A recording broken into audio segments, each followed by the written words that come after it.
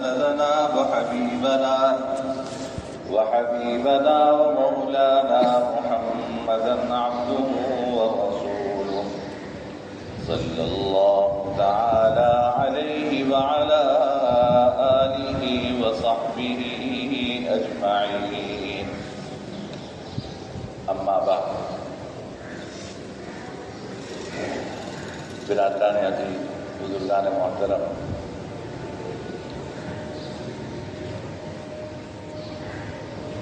ہم سے جو سب سے زیادہ گناہ سرزد ہوتے ہیں،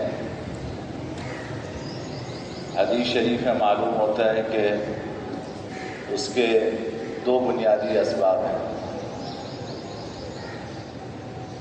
ایک اپنی زبان کی حفاظت نہ کرنا اور دوسرے اپنی نگاہوں کی حفاظت نہ کرنا. اپنی زبان پہ اگر قابو نہیں رکھا جائے گا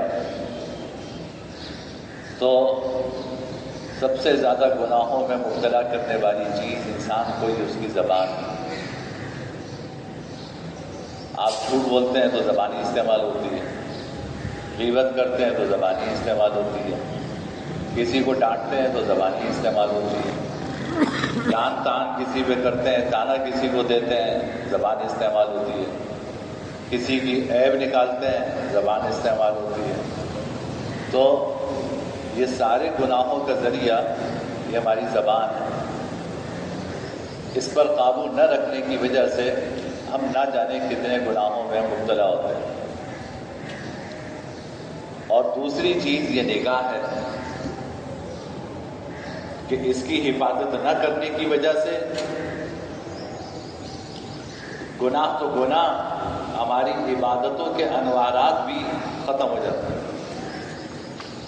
عبادتوں کی لذتیں بھی ختم ہو جاتی ہیں. ان دونوں باتوں کی اہمیت سمجھنا بہت ضروری ہے. ایک حدیث میں جناب نبی کریم صلی اللہ علیہ وسلم نے فرمایا کہ من یضمن لی ما بین لحییہ وما بین رجلیہ اضمن لہ الجنہ. فرمایا کہ جو شخص مجھے اس چیز کی ضمانت دے دے جو اس کے دو جبڑوں کے درمیان ہے، یعنی زبان، اور اس چیز کی ضمانت دے دے جو اس کی دو ٹانگوں کے درمیان ہے، یعنی شرمگاہ، فرمایا کہ میں اسے جنت کی ضمانت دے دوں. یعنی کوئی آدمی اپنی زبان کی ضمانت دے دے کہ وہ اس کو غلط استعمال نہیں کرے گا،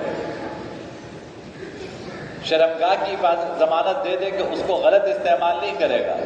آپ کو پتہ ہے اسی شرمگاہ کی حفاظت کے لیے تو آنکھیں جھکانے کا حکم ہے نا. ان آنکھوں کا تعلق اس سے ہے کہ اپنی نظروں کی حفاظت کرنے کا جو حکم ہے وہ اسی لیے ہے کہ شرمگاہ غلط استعمال نہ. تو جو ان دو باتوں کی ضمانت دیتا ہے، جناب نبی کریم سرور دو عالم صلی اللہ علیہ وسلم فرماتے ہیں کہ میں اسے جنت کی ضمانت دیتا ہوں. کتنی بڑی بات ہے کہ دو باتوں کی ضمانت دے دو تو آقائے دو جہاں سے جنت کی ضمانت لے دو. اب حالانکہ دونوں چیزیں ہمارے جسم میں کہنے کو معمولی سی چیز ہے. زبان اتنا سا انسان کا عضو ہے جو اللہ نے بن مانگے عطا فرمایا. انسان کے علاوہ کوئی اور مخلوق ایسی نہیں ہے جو اپنی زبان سے اتنا فائدہ اٹھاتی ہو جتنا فائدہ اللہ نے انسان کی زبان میں رکھا. کوئی اور مخلوق نہیں. لیکن ہمیں اس نعمت کی قدر نہیں. اگر تھوڑی دیر کے لیے تصور کریں کہ یہ جو اللہ نے گویائی کی قوت عطا فرمائی ہے کہ جو ہمارے دل میں آتا ہے وہ اپنی زبان سے نکلتا ہے. یعنی اللہ نے ایسا کنیکشن رکھا ہے ہمارے دماغ اور زبان میں کہ ادھر سوچا ادھر زبان ہلائی اور اس سے وہ کہہ دیا، وہ الفاظ ادا کر دیے۔ اگر سوچیں کہ کسی لمحے یہ گویائی چلی جائے تو کیا گزرے گا؟ جن لوگوں کو بولنے کی قوت نہیں ہے ان سے اس زبان کی قدر معلوم کی۔ ایک صاحب کہنے لگے کہ میرا آپریشن ہوا بڑا، آپریشن سے فارغ ہونے کے بعد مجھے آئی سی یو میں شفٹ کیا، میرے سارے اعضاء کام کر رہے ہیں، دماغ بھی چل رہا ہے، تکلیف کا احساس بھی ہو رہا ہے، مجھے شدت کی پیاس لگ رہی ہے لیکن میں زبان نہیں ہلا پا۔ کہا کہ وہ میری زندگی کا آدھا گھنٹہ،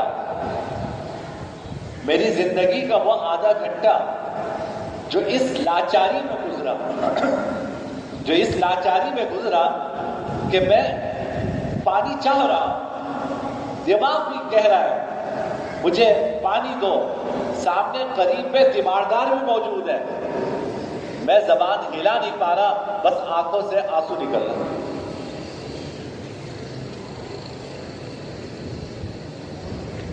آنکھوں سے آنسو گر رہے ہیں۔ سامنے والا یہ سوچ رہا ہوگا کہ شاید درد کی شدت کی وجہ سے آنسو نکل رہے ہیں، اس کو کیا پتا کہ کس لاچارگی اور بے چارگی کی وجہ سے آنسو نکل رہے ہیں۔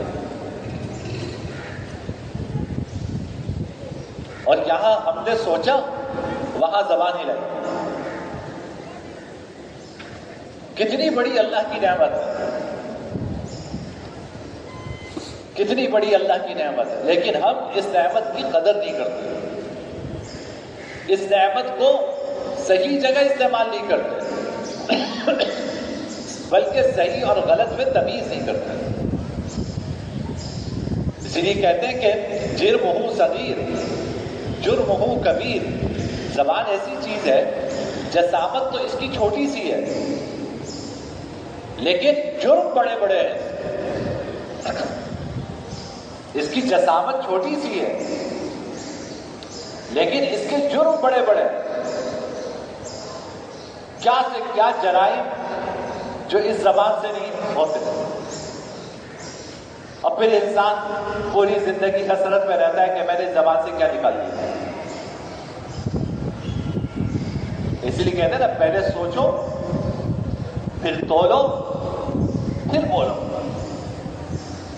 کہ زبان سے کیا کہہ رہے ہو پہلے سوچو کہ کیا کہنا چاہ رہے ہو، پھر تولو جو کہنا چاہ رہے ہو اب اس کو تولو کہ یہ کہنا بھی چاہیے یا نہیں کہنا چاہیے، یہ کہنے کا مقام بھی ہے یا نہیں ہے، اس سے کسی کو اذیت و تکلیف تو نہیں ہوگی، یہ تولو پھر بولو۔ ہمارے یہاں نہ سوچنا ہے نہ تولنا ہے، جھٹ بولنا، نہ سوچنے کی زحمت ہے نہ تولنے کی زحمت ہے، بس زبان پہ جو آیا وہ بول دو۔ تو میرے بھائی، اللہ کی یہ نعمت ہے جو زبان کی شکل میں اللہ نے مجھے آپ کو عطا فرمائی ہے، اس نعمت کو سوچ سمجھ کے استعمال کرنا چاہیے۔ حدیث میں آتا ہے کہ ایک مرتبہ حضرت ابو بکر صدیق رضی اللہ تعالیٰ عنہ بیٹھے ہوئے رو رہے ہیں اور اپنی زبان جو ہے وہ پکڑے ہوئے۔ کسی نے پوچھا کہ کیا کر رہے ہیں، تو کہا کہ ان ھذا اوردنی الموارد، یہ وہ زبان ہے جس نے مجھے نہ جانے کتنی ہلاکتوں میں ڈالا، یہ وہ زبان ہے کہ جس نے مجھے نہ جانے کتنی ہلاکتوں میں ڈالا ہے، کہ میں اس کی وجہ سے پتہ نہیں کیا کیا کہہ بیٹھا، کیا کیا کر بیٹھا۔ تو زبان پکڑ کے افسوس کر رہے ہیں، ہمیں تو خیال بھی نہیں آتا کہ بولنے کے بعد کہ صحیح بولا تھا یا غلط بولا تھا، صحیح استعمال کیا تھا یا غلط استعمال کیا تھا، ہمیں تو اس کا خیال بھی نہیں آتا۔ اس لیے اس زبان کا خیال کرنا چاہیے۔ ایک اور روایت میں آتا ہے کہ حضور اکرم صلی اللہ علیہ وسلم نے فرمایا کہ هل يكب الناس في النار على وجوههم الا حصائد السنتهم، لوگوں کو آگ میں، جہنم میں اونھے منہ ڈالنے والی چیز وہ صرف اس زبان کی کھیتی ہے۔ لوگوں کو اونھے منہ آگ میں ڈالنے والی چیز وہ اس زبان کی کھیتی ہے۔ ہم اپنی زبان سے جو کھیتی کاٹتے ہیں یہی انسان کو جہنم میں ڈالنے والی چیز۔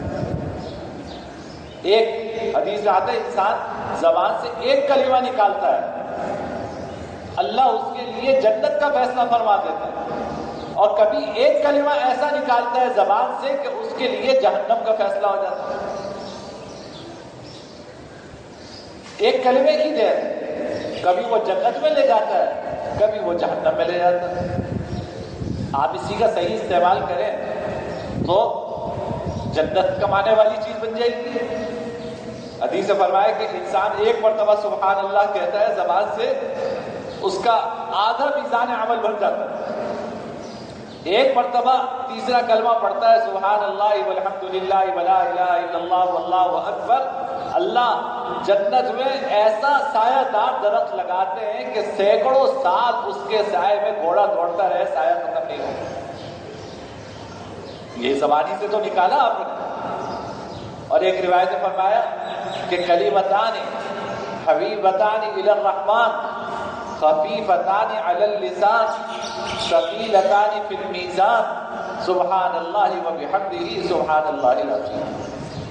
فرمایا کہ دو کلمے ایسے ہیں کہ جو اللہ کو بڑے محبوب ہیں، دو کلمے ایسے ہیں جو اللہ کو بڑے محبوب ہیں، خفیفتان علی اللسان، زبان پہ بڑے ہلکے ہیں، زبان سے آپ اس کا تلفظ کریں تو اس میں کوئی دقت نہیں ہوتی۔ ثقیلتان فی المیزان، میزان عمل میں بہت بھاری۔ کیا دو کلمے؟ فرمایا سبحان اللہ وبحمدہ سبحان اللہ العظیم۔ یہ دو کلمے ہیں، زبان سے پڑھو سبحان اللہ وبحمدہ سبحان اللہ العظیم۔ کتنی دیر لگی، لیکن یہ دو کلمے ایسے ہیں جو باری تعالیٰ کو بڑے محبوب ہیں، زبان پہ بڑے ہلکے ہیں، میزان عمل میں بڑے بھاری ہیں۔ ایک کافر اسی زبان سے اشہد ان لا الہ الا اللہ واشہد ان محمد رسول اللہ کہہ دے تو اب وہی کافر جو ہے وہ مسلمان ہے۔ تو اس کو معمولی نہیں سمجھنا چاہیے۔ آپ اس سے جنت کمانا چاہیں تو اس زبان کا صحیح استعمال کر کے جنت کے محلات بنا سکتے ہیں، اور اگر اسی زبان کو غلط استعمال کرنا چاہیں تو یہ زبان نہ جانے ہمیں جہنم کی کن گھاٹیوں کے اندر پہنچا ہے۔ اس لیے زبان سے جو کچھ کہیں وہ میں آگے عرض کروں گا کہ اس زبان سے جو ہم گناہ کرتے ہیں وہ کون کون سے گناہ ہیں اس پہ بات کریں گے، لیکن کم سے کم کوئی اس کی عادت تو ڈالے، انسان سوچنے کی عادت تو ڈالے۔ یہ سارا کچھ جو ہے یہ عادت کے اوپر ہے۔ اگر زبان سے کچھ نکالتے ہو، غصہ آیا اور دل چاہ رہا ہے کہ ڈانٹوں اور ذرا سنا دو، تو ایک لمحے کے لیے انسان سوچ لے کہ مجھے اس موقع پہ کیا کہنا چاہیے اور کیا نہیں کہنا چاہیے، پھر بول دے بے شک۔ جب یہ سوچنے کی عادت ڈالیں گے تو آہستہ آہستہ صحیح بولنا شروع کر دیں گے۔ ابھی مسئلہ یہ ہے کہ ہماری سوچنے کی عادت نہیں، یہ تو اگلا مرحلہ ہے کہ تولو، سوچو تولو پھر بولو۔ تو تولنا تو وقت کے ساتھ آئے گا، لیکن کم سے کم سوچنا تو آج سے شروع کر سکتے ہیں نا کہ بھائی زبان سے یہ بات نکال رہا ہوں میں تو مجھے نکالنی چاہیے نہیں نکالنی چاہیے۔ ایک مجلس گرم ہے، دوستوں کی محفل ہے، خوب زبردست قسم کی گفتگو ہو رہی ہے، کسی صاحب کا ذکر آیا، اس نے بھی ایک برائی کی، اس نے بھی ایک برائی کی، اس نے بھی ایک جملہ کسا، آپ کی باری آئی، سوچ تو لو۔ ہماری باری آئی تو ہم تو چاہتے ہیں کہ تینوں نے جو بات کہی آپ کے منہ سے کوئی ایسی بات اس شخص کے بارے میں نکلے کہ آپ ہی اس محفل پہ چھا جائیں، آپ ہی اس محفل پہ چھا جائے. لوگ کہیں کہ یار اس نے تو کیا جملہ کسا، کیا پھپتی کسی ہے. لوگ جو ہے وہ آپ کے جملے کو یاد رکھیں. میرے بھائی لوگ تو یاد رکھیں کہ یہاں اللہ نے فرشتے بھی بٹھائے، وہ بھی نوٹ کر رہے ہیں، وہ بھی یاد رکھیں. لوگ تو یاد کر کے بھول جائیں گے. آج کسی نے آپ کی تعریف کر دی جملے پر، آج کر دے گا، کل کر دے گا. کیا 3 دن بعد کسی کو یاد رہتا ہے کہ کس نے کیا کہا تھا؟ اور اللہ نے یہاں جو کرامن کاتبین بٹھائے ہیں یہ بھولنے والے نہیں ہیں. ان کی کتاب میں لکھ دیا گیا جب تک جس کے بارے میں یہ جملہ کسا ہے اس سے معافی نہیں مانگو گے، اللہ سے معافی نہیں مانگو گے، ان کی کتابوں سے یہ جملہ مٹ نہیں سکتا. اور صرف یہی نہیں ہے لکھ رہے، یہ جب قیامت کے دن باری تعالیٰ حساب لیں گے تو آج زبان بول رہی ہے، وہاں انسان کا ہر عضو بولے گا، ہر عضو بولے گا. یہ ہاتھ بھی بولے گا، یہ پاؤں بھی بولے گا، انسان کا ایک عضو بولے گا. سورہ مومن میں اللہ تعالیٰ نے اس کا تفصیل سے تذکرہ فرمایا دوسرے رکوع میں، پڑھیے جائے. جس اللہ نے اس زبان کو قوت گویائی عطا فرمائی ہے وہ اس دن ہمارے سارے اعضاء کو قوت گویائی عطا فرما دے. تو یہ نہیں بھولتے دوستوں کی محفل میں جو جملہ کہا آپ نے، وہ دوست تو 3 دن بعد بھول گئے. 3 دن تک آپ کے جملے کی بڑی تعریف ہوئی کہ یار تم نے تو فلاں کے بارے میں جو جملہ کسا تھا کمال کا تھا، اس کی پوری اس کا کچا چٹا کھول کے رکھ دیا تو نے ایک جملے میں، بہت تعریف ہو گئی. تو یہ تو سوچو کہ یہ 3 دن بعد انہوں نے بھلا دیا، ان کا کیا ہو؟ اس زبان سے جو کچھ نکل رہا ہے وہ یہ لکھ رہے ہیں، وہ یہ لکھ رہے ہیں. ایک روایت میں آتا ہے حضرت عقبہ بن عامر رضی اللہ تعالیٰ عنہ جناب نبی کریم سرور دو عالم صلی اللہ علیہ وسلم کی خدمت میں حاضر ہوئے. عرض کیا کہ یا رسول اللہ مجھے نصیحت فرما دیجیے. آپ نے 3 نصیحتیں فرمائی. سب سے پہلا جو جملہ فرمایا وہ کیا فرمایا؟ املک علیک لسانک، اپنی زبان کو قابو میں رکھو. املک علیک لسانک. میرا خیال ہے کہ ذخیرہ احادیث میں جتنی احادیث اس زبان کے بارے میں شاید کسی اس کے بارے میں. حضور اکرم سرور دو عالم صلی اللہ علیہ وسلم کے جتنے ارشادات اس زبان کے بارے میں ہیں شاید ہی جسم کے کسی اور عضو کے بارے میں اتنے ارشادات. آپ اہمیت سمجھتے تھے نا کہ انسان کو یہ زبان نہ جانے کہاں پہنچائے گی اگر یہ اپنی زبان کا خیال نہیں رکھے گا. تو فرمایا کہ املک علیک لسانک، اپنی زبان کو قابو میں رکھو، اپنی زبان کو قابو میں رکھو. یہ زبان تمہاری بہکے نہیں، یہ تمہاری زبان غلط استعمال نہ ہو. اس سے جو کلمہ نکالو، جو جملہ نکالو، سوچ سمجھ کے نکالو. اور پھر فرمایا دوسری نصیحت فرمائی وَلْيَسَعْكَ بَيْتُكَ، تمہارا گھر تمہارے لیے کشادہ ہونا چاہیے. تمہارا گھر تمہارے لیے کشادہ ہونا چاہیے. کیا مطلب؟ کہ بھائی مجبوری میں گھر سے باہر نکلو، کام کاج کرو، واپس کرو.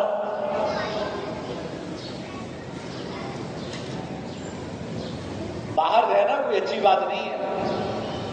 انسان کا جتنا وقت اس کے گھر کے باہر گزرتا ہے اتنا زیادہ وہ فتنے میں مبتلا ہوتا ہے. آپ سوچیے نا، آپ اگر گھر کے باہر مثلا جب صبح سے گئے آفس کام کیا، آپ نے دکان پہ گئے کام کیا، واپس آئے، اگر گھر میں نہیں رہیں گے تو کہاں رہیں گے؟ کسی فٹ پاتھ پہ بیٹھے گا اور آنے جانے والوں کو گھور رہے ہوں تو آنکھ محفوظ ہوئی آپ کی. کسی چائے خانے میں بیٹھے ہوں آنے جانے والوں کو دیکھ رہے ہو. یہ بھی کسی اور موقع پہ اس پہ بات کروں گا. صحابہ کرام نے عرض کیا کہ یا رسول اللہ ہمارے گھر چھوٹے چھوٹے ہیں, آپ کے جیسے بنگلے تھوڑی تھے, ہمارے گھر چھوٹے چھوٹے ہیں, تو ہم گھر میں کیسے بیٹھے؟ تو آپ نے پھر ان کو باہر بیٹھنے کی اجازت دی اور اس کے لیے کچھ شرائط بیان فرمائی کہ ٹھیک ہے تمہارے گھر چھوٹے ہیں اور تمہیں باہر ہوا خوری کے لیے بیٹھنے کی ضرورت پیش آتی ہے تو بیٹھو, لیکن آنکھوں کی حفاظت کرو. کوئی راستہ بھول گیا اس کی رہنمائی کرو, کوئی راستہ پوچھ رہا ہے اس کو راستہ بتلاؤ, راستے سے تکلیف دہ چیز ہٹاؤ. اگر یہ کام کر سکتے تو باہر بیٹھ جاؤ. تو انسان باہر بیٹھتا ہے, جتنا وقت اپنے گھر کے باہر گزارتا ہے دوستوں کی محفل میں گزارے گا. کون سی ہماری محفل ہے جو جھوٹ سے بچی ہوئی ہو اور غیبت سے بچی ہوئی ہو؟ کوئی نہیں ملے گا. تو سیاست دان تو ہے نا, یعنی اگر کوئی دوست نہیں ملا جس کے اوپر کوئی جملے کر سکے, جس کا کوئی برا تذکرہ کر سکے, تو کون ہے؟ سیاست دان. وہ قربانی کے بکرے ہیں جو آپ کو ملے ہوئے ہیں کہ ان کی عزت کوئی عزت نہیں. وہ بھی انسان, وہ بھی انسان. حضرت عبداللہ بن عمر رضی اللہ تعالیٰ عنہ کے سامنے کوئی شخص حجاج بن یوسف کی برائی کر رہا تھا. یہ حجاج بن یوسف لاکھوں لوگوں کا قاتل, اور خود زیادہ صحیح بات یہ ہے کہ حضرت عبداللہ بن عمر جیسے جلیل القدر صحابی کو شہید کرنے والا بھی یہ کلمہ حق کہتے تھے اس کے سامنے, اس سے برداشت نہیں ہوتا تھا. تو اس نے کسی کو زہر میں بجھا ہوا نیزہ دیا, کہا کہ جب یہ طواف کر رہے ہو تو ان کی جسم سے چھوتے رہو. ان کی شہادت بھی اس کے ہاتھ ہوئی. اندازہ کیجئے کہ دل میں حجاج بن یوسف کے بارے میں ان کے دل میں کیا گزرتا ہوگا. لیکن یہ اللہ کے وہ بندے تھے کہ جن کو پتا ہے کہ یہ صحیح ہے اور یہ غلط ہے. ہماری طرح نہیں تھے, نہ صحیح کی تمیز نہ غلط کی تمیز. تو برائی کسی نے کی حجاج بن یوسف کی, تو فرمائے دیکھو اللہ کے ہاں ظلم نہیں ہے, اللہ کے ہاں ظلم نہیں ہے. قیامت کے دن اگر اللہ لاکھوں لوگوں کے خون کا حساب حجاج بن یوسف سے لیں گے, تو اگر تم نے اس کی غیبت کی ہوگی تو اس کا حساب تم سے بھی لیں گے.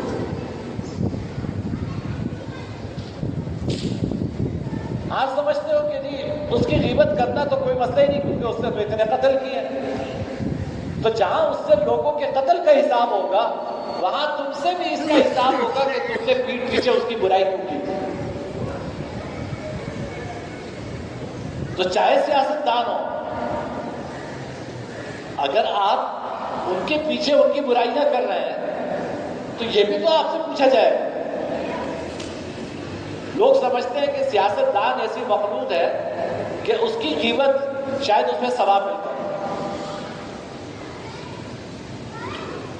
اپنے دوست کی غیبت کرے, اس کی برائی کرے تو بھی گناہ ہے.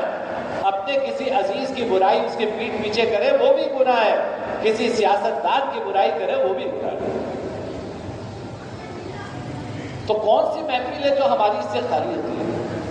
تو اس لیے جناب نبی کریم صلی اللہ علیہ وسلم نے کیا تاکید فرمائی, وَلْيَسَعْكَ بَيْتُكَ, کہ تمہارا گھر تمہارے لیے کشادہ ہونا چاہیے, یعنی تمہارا زیادہ وقت گھر پر گزرے. پھر ظاہر گھر پہ تب گزرے گا جب گھر والوں سے بھی بنا کے رکھیں گے. گھر والوں سے بنا کے رکھیں گے تو گھر پہ گزرے گا نا. پورے رمضان 10 دن اس موضوع پہ بات کی ہے کہ بھائی گھر والوں سے بنا کے رکھو, ان کا حق ادا کرو تاکہ گھر میں رہنے کو ملے. تو گھر میں زیادہ وقت انسان کا گزرنا چاہیے. جو وقت آپ گھر میں آپ کا گزر گیا وہ عافیت میں, اور جو وقت آپ کا باہر گزر رہا ہے بلا ضرورت وہ آپ کو فتنے میں مبتلا کرے گا, گناہ میں ڈالے گا. اور تیسری بات فرمائی وَأَبْكِ عَلَىٰ خَطِيئَتِي، فرمایا کہ پہلا کام یہ املک علیک لسانک، اپنی زبان قابو میں رکھو. دوسرا کام کیا؟ تمہارا گھر تمہارے لیے کشادہ ہونا چاہیے. اور تیسرا کام کیا؟ کبھی اپنے گناہوں پہ آنسو بھی بہایا کرو، کبھی اپنے گناہوں پر آنسو بھی بہایا کرو. یہ 3 نصیحتیں کرو. وقت زیادہ ہو گیا. خلاصہ میری گفتگو کا یہ ہے کہ یہ زبان اللہ کی بہت بڑی نعمت ہے. ہم بلا جھجک اس کو استعمال کرتے ہیں، جو دل میں آتا ہے زبان سے اس کا اظہار کر دیتے ہیں. تو اللہ نے یہ نعمت صحیح استعمال کرنے کے لیے دی ہے. اللہ نے یہ نعمت اپنی معصیت اور گناہ میں استعمال کرنے کے لیے نہیں دی. اور ہمارے گناہوں میں زیادہ تر گناہ وہ ہیں جو اس زبان کے غلط استعمال کی وجہ سے ہم سے ہوتے ہیں. اللہ تعالیٰ میں اپنی زبان کی حفاظت کی توفیق عطا فرمائے. وآخر دعوانا الحمدللہ.